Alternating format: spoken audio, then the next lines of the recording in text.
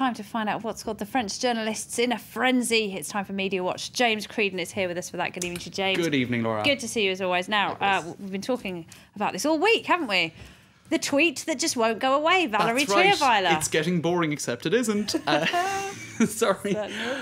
So, look, front page of the magazines, these came out today. Le Point, la casse-tête du président, the president's headache. And you can see there a photo of the presidential couple looking probably happier than they are in real life at the moment. Yeah. And here you have Le Nouvel Observateur. They're calling it the Trierweiler scandal, or l'affaire Trierweiler, the Trierweiler affair.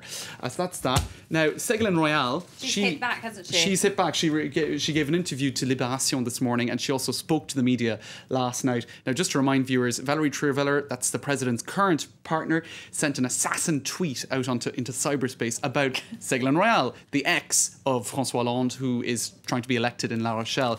She basically supported the opponent the of... renegade rival. That's it. Who was very surprised. And it's not just the French press, the international media has been picking up on this as well, I have to say. It's all over the place. Not And just us. so I'll just show you online, first of all, the way us. it's been satirised, because it continues to be satirised every day. People are having a lot of fun with this. So you can see tweets being left out of a cage. Do we have the tweets being left out of a cage? Oh. There you go. And one of them, I think, is doing something rather nasty. He was trying to catch them with the net, wasn't he? Now they're escaping. And now tweets coming out, That's and lovely. you see one bird over Ségolène's head doing Brilliant something. bit of artwork there, and a similar theme in this one here, a tweet Very nice. over Francois's head. And this one I quite like. It's showing the night of the infamous tweet.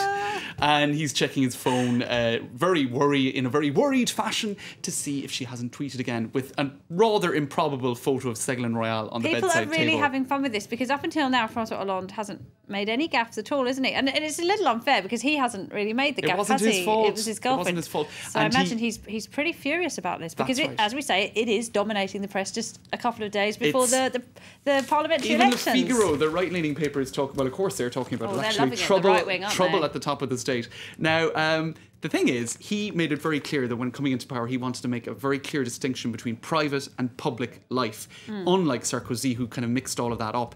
Now, let's see how he managed. And he started that with his inauguration, François Hollande, didn't he? The children stayed at home. It was a very sombre and soggy affair, it has to be said. This is it. And this is just exactly what he didn't want. He really Private didn't life want being this. dragged into the public And clearly Valerie Trierweiler had other ideas. But let's see how he dealt with a question by a French radio journalist in Rome this afternoon while he was down there meeting Prime Minister Mario Monti. Yeah, let's have a listen. A tweet has caused a controversy in France, Italy, etc. Does the First Lady have the right to contradict your position on the election in La Rochelle? I don't think Mr. Monti can respond to this question. Can I listen? But I won't respond either. Not here and not on this topic.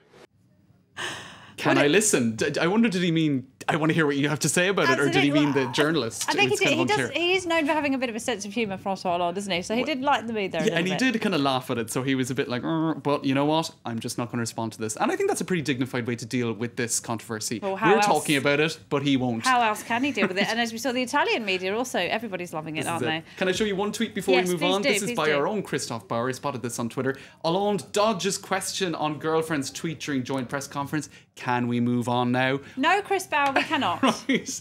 I think it shows the extent to which maybe some people have had enough of it.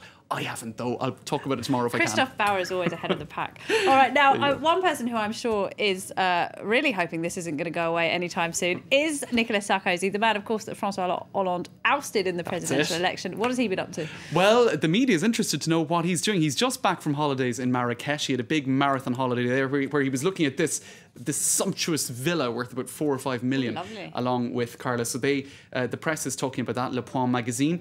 And Le Lab here is saying that he is now off to Canada to stay at another friend's country mansion.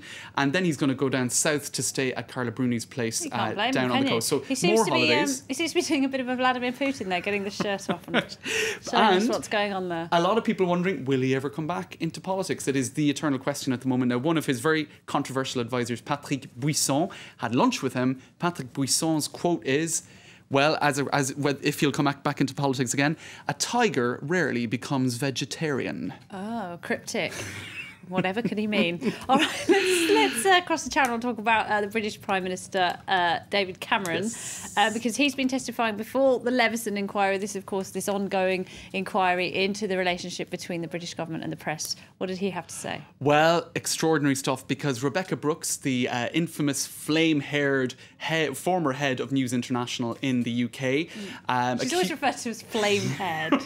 Well, she should dye her hair brown then. I think then I should refer to you as flame-haired. Well, I don't know. It's not as long.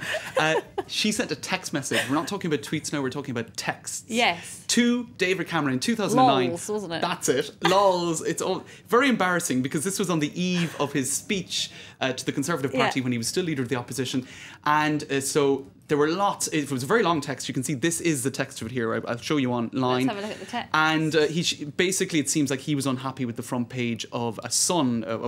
But look, I won't go into the details. Let's highlight what was said that is really embarrassing.